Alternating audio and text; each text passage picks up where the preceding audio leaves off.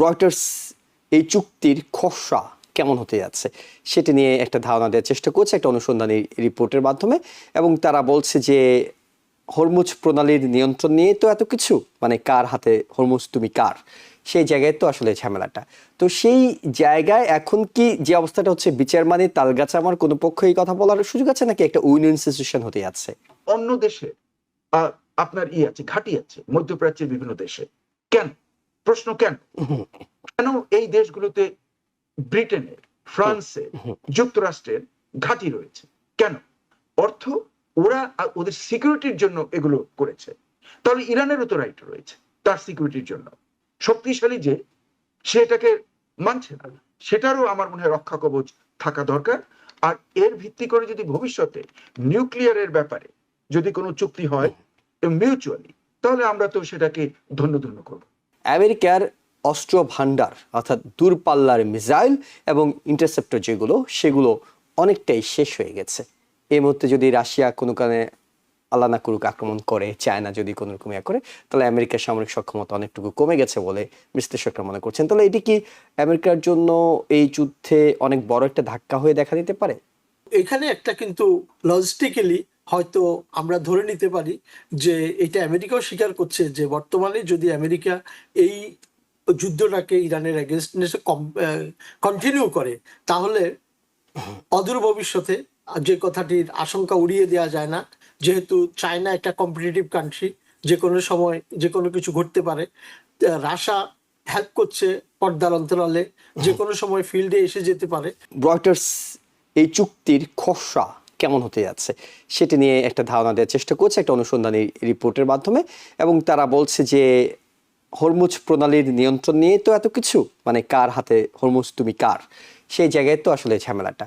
তো সেই জায়গায় এখন কি যে অবস্থাটা হচ্ছে, বিচার মানে তালগাছ আমার কোনো পক্ষ এই কথা বলার সুযোগ আছে, নাকি একটা উইন উইন সিচুয়েশন হতে যাচ্ছে?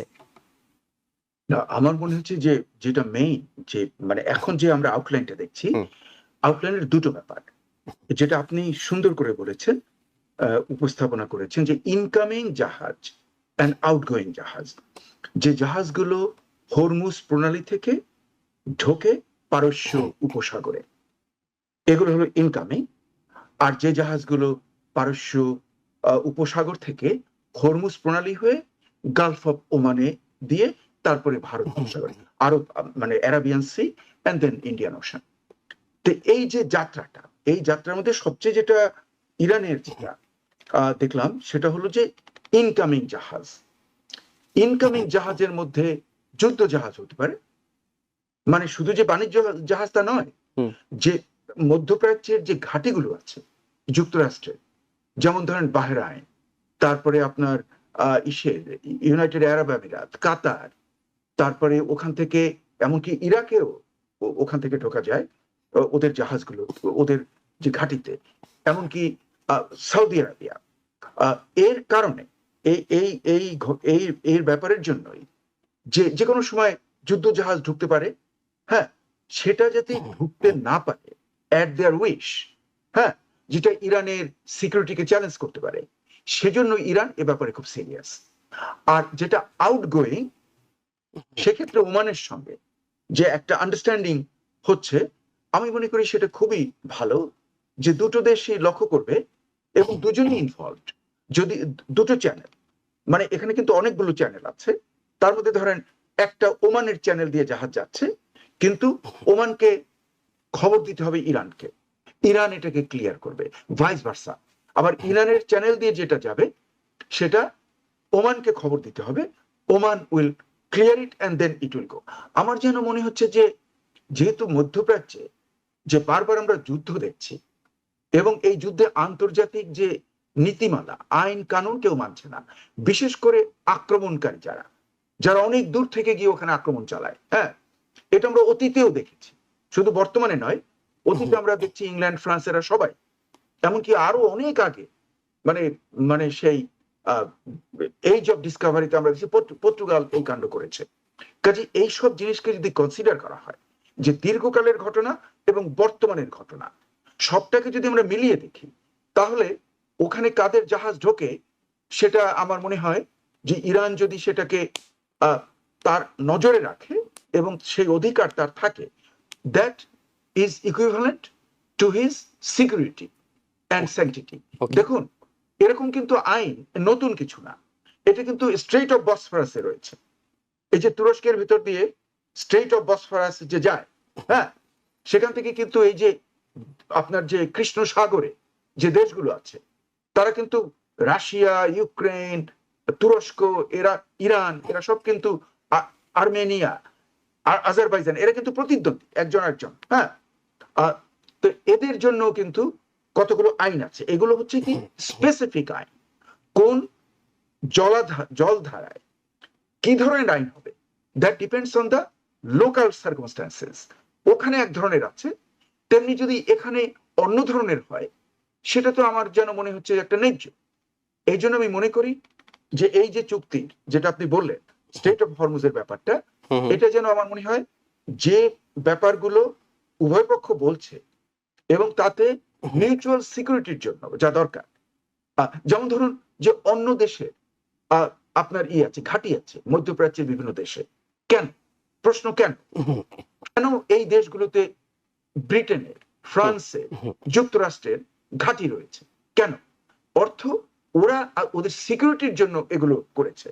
তাহলে ইরানেরও তো রাইট রয়েছে তার সিকিউরিটির জন্য, যে ইনকামিং জাহাজ কার আসছে, কি ধরনের অস্ত্র নিয়ে যাচ্ছে, এটা তো তার জানার অধিকার রয়েছে। কাজে আমি মনে করি যে স্ট্রেট অফ হরমুজ সম্পর্কে যে ব্যাপারটা, এটা যদি আন্তর্জাতিকভাবে স্বীকৃত হয় এবং গ্যারান্টিড হয়, কারণ আপনি দেখুন কেউ সই করছে কিন্তু পরে ভায়োলেট করছে, শক্তিশালী যে সেটাকে মানছে না, সেটারও আমার মনে হয় রক্ষা কবচ থাকা দরকার। আর এর ভিত্তি করে যদি ভবিষ্যতে নিউক্লিয়ারের ব্যাপারে যদি কোনো চুক্তি হয় মিউচুয়ালি, তাহলে আমরা তো সেটাকে ধন্য ধন্য করবো। যুদ্ধবিরতির এই সময়টাকে দুপক্ষই আমেরিকা এবং ইরান কতটা কাজে লাগাতে পারলো, আল জাজিরার বিশ্লেষণ বলছে যে এই সময় ইরান তাদের যে সামরিক সক্ষমতা সেটি একটি ড্রোনের জায়গায় 3টি ড্রোন করেছে। অন্যদিকে রয়টার্স বলছে আমেরিকার অস্ত্র ভান্ডার অর্থাৎ দূরপাল্লার মিসাইল এবং ইন্টারসেপ্টর যেগুলো, সেগুলো অনেকটাই শেষ হয়ে গেছে। এই মুহূর্তে যদি রাশিয়া কোনো কারণে আল্লাহ না করুক আক্রমণ করে, চায়না যদি কোনো রকম করে, তাহলে আমেরিকার সামরিক সক্ষমতা অনেকটুকু কমে গেছে বলে বিশ্লেষকরা মনে করছেন। তাহলে এটি কি আমেরিকার জন্য এই যুদ্ধে অনেক বড় একটা ধাক্কা হয়ে দেখা দিতে পারে? ধন্যবাদ।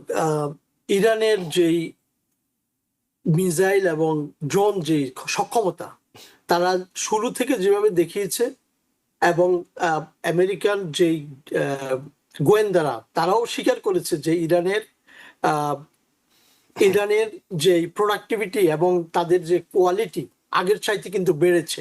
প্রোডাকশন যেহেতু বেড়েছে, আপনি বললেন 3 গুণ, এবং তারা শুধু প্রোডাকশন বাড়ায়নি, কোয়ালিটির দিক থেকেও তারা অত্যন্ত ডে বাই ডে চ্যালেঞ্জিং জিনিসগুলো কিন্তু আনতে সক্ষম হয়েছে, যেটা তাদের সক্ষমতার একটা বড় প্রমাণ এবং তাদের টিকে থাকার একটা বিশেষ মাধ্যম হিসেবে তারা দেখছে। আর দ্বিতীয় যে জিনিসটি যে আমেরিকার জন্য, আমেরিকার যে দূরপাল্লার ব্যালিস্টিক মিসাইল বলেন, আর এই কারণ যদি খরচের দিক থেকে আপনি হিসাব করেন, দেখা যায় ইরান $20,000 দিয়ে যে কাজটা করতে পারছে। আমেরিকার কস্টটা বেড়ে যাওয়ার আরেকটা কারণ হলো যে তাদেরকে কোটি কোটি ডলার কিন্তু একটা ওয়েপনের এগেইনস্টে খরচ করতে হচ্ছে, যার ফলে এই যুদ্ধে যে খরচের পরিমাণ যদি আমরা হিসাব করি, ইরান খুব কম খরচে কিন্তু এই যুদ্ধটা কিন্তু চালাচ্ছে। এবং তাদের যেই মিসাইল বলেন, ড্রোন বলেন এবং অন্যান্য যে সক্ষমতাগুলো তারা দেখিয়েছে। অন্যদিকে চায়না এবং রাশিয়া থেকে তারা যে লজিস্টিক সাপোর্ট গুলো পেয়েছে, এবং যদিও চায়না অস্বীকার করছে যে চায়না, আমরা ইদানিংও শুনেছি যে প্রায় 400 মিসাইল যেগুলা ইন্ডিভিজুয়াল ক্যারি করতে পারে এই ধরনের তারা সাপ্লাই দিয়েছে। এই পুরো জিনিসটা এটা ইরানের ভান্ডারে বর্তমানে যে জিনিসগুলো আছে, এটা পেন্টাগনও স্বীকার করছে, সেন্টকম স্বীকার করছে, এবং অন্যান্য যত গোয়েন্দা আছে সব গোয়েন্দা সংস্থাগুলো স্বীকার করছে যে ইরানের সক্ষমতার কথা। এখন প্রশ্ন আসতে পারে যে আমেরিকার যে অবস্থা, যেহেতু একদিকে আমেরিকার যে দূরপাল্লার যে অস্ত্রশস্ত্রগুলো অনেকটা ঘাটতিতে পড়ে গেছে। যেমন কয়েকদিন আগে আমরা দেখছিলাম যে 24 ঘন্টার মধ্যে ইরানকে এমনভাবে হুমকি দেওয়া হলো যে দ্বিতীয় বিশ্বযুদ্ধের পরে এমন কোনো আগ্রাসন বা এমন কোনো আহ, আহ, ইরান আর দেখেনি, এই ধরনের একটা ব্যবস্থা নিবে আমাদের প্রেসিডেন্ট ঘোষণা দিলেন। ঠিক তার 24 ঘন্টা পরেই বলা হলো যে ইরানের সমৃদ্ধির কথা চিন্তা করে এবং আহ, মিত্রদের অনুরোধে এই যুদ্ধ থেকে পিছিয়ে আসলেন। তো এখানে একটা কিন্তু লজিস্টিক্যালি হয়তো আমরা ধরে নিতে পারি যে এটা আমেরিকাও স্বীকার করছে যে বর্তমানে যদি আমেরিকা এই যুদ্ধটাকে ইরানের এগেনস্টে কন্টিনিউ করে, তাহলে অদূর ভবিষ্যতে যে কথাটির আশঙ্কা উড়িয়ে দেওয়া যায় না, যেহেতু চায়না একটা কম্পিটিটিভ কান্ট্রি, যে কোনো সময় যে কোনো কিছু ঘটতে পারে। রাশা হেল্প করছে পর্দার অন্তরালে, যে কোনো সময় ফিল্ডে এসে যেতে পারে, যেটা আমেরিকার জন্য সুখকর হবে না। এবং সেই দিক চিন্তা করে আহ, আমেরিকাকে সিদ্ধান্ত নেওয়া উচিত, যেটা গোয়েন্দা সংস্থা থেকে শুরু করে আমেরিকার যেই যত মানে জেনারেলরা পর্যন্ত সেই ব্যাপারে প্রেসিডেন্টকে সেভাবে অ্যাডভাইস করছে বলে আমাদের ধারণা এবং আমরা বিভিন্ন মাধ্যমে জানতে পাচ্ছি।